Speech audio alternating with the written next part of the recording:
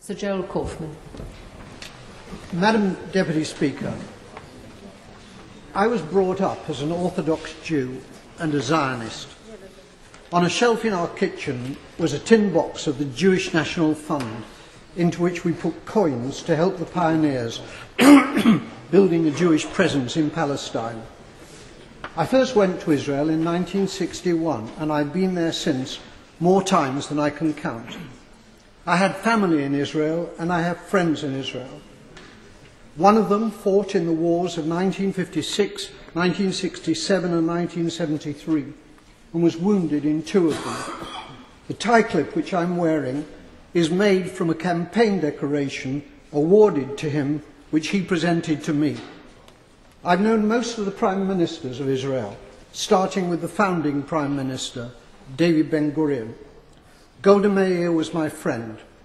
So was Yigal Allon, the deputy prime minister, who as a general won the Negev for Israel in the 1948 War of Independence. My parents came to Britain as refugees from Poland. Most of their families were subsequently murdered by the Nazis in the Holocaust. My grandmother was ill in bed when the Nazis came to her hometown of Stachov. A German soldier shot her dead in her bed. Madam Deputy Speaker, my grandmother did not die to provide cover for Israeli soldiers murdering Palestinian grandmothers in Gaza. The present Israeli government ruthlessly and cynically exploit the continuing guilt among Gentiles over the slaughter of Jews in the Holocaust as justification for their murder of Palestinians. The implication is that Jewish lives are precious, but the lives of Palestinians do not count. On Sky News a few days ago, the spokeswoman for the Israeli army, Major Leibovich, was asked about the Israeli killing of, at that time, 800 Palestinians. The total is now 1,000. She replied instantly, 500 of them were militants. That was the reply of a Nazi. I suppose that Jews fighting for their lives in the Warsaw Ghetto could have been dismissed as militants. The Israeli Foreign Minister, Tzipi Livni, asserts that her government will have no dealings with Hamas because they're terrorists. Tzipi Livni's father was Eitan Livni, Chief Operations Officer of the terrorist Irgun Tzvai Leumi, who organised the blowing up of the King David Hotel in Jerusalem, in which 91 victims were killed, including 4 Jews. Israel was born out of Jewish terrorism.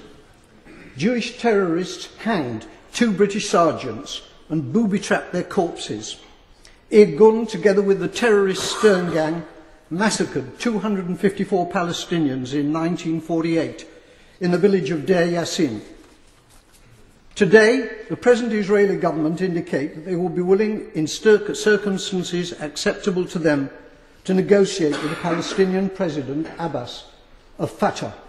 It's too late for that, Madam Deputy Speaker. They could have negotiated with Fatah's previous leader, Yasser Arafat, who was a friend of mine. Instead, they besieged him in a bunker in Ramallah, where I visited him. It's because of the failings of Fatah since Arafat's death that Hamas won the election, the Palestinian election in 2006. Hamas is a deeply nasty organisation, but it was democratically elected, and it is the only game in town. The boycotting of Hamas, including by our own government, has been a culpable error from which dreadful consequences have followed. The great Israeli Foreign Minister Abba Eban, with whom I campaigned for peace on many platforms, said, "You make peace by talking to your enemies." However many Palestinians the Israelis murder in Gaza, they cannot solve this existential problem by military means. Whenever and however the fighting ends, there will still be 1.5 million Palestinians in Gaza and 2.5 million more Palestinians in the West Bank, who are treated like dirt by the Israelis, with hundreds of roadblocks and with the ghastly denizens of the illegal Jewish settlements harassing them as well. The time will come, not so long from now, when they will outnumber the Jewish population in Israel. It's time for our government to make clear to the Israeli government that its conduct and policies are unacceptable and to impose a total arms ban on Israel.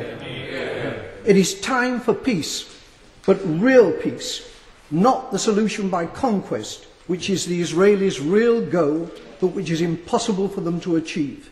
They're not simply war criminals, they're fools.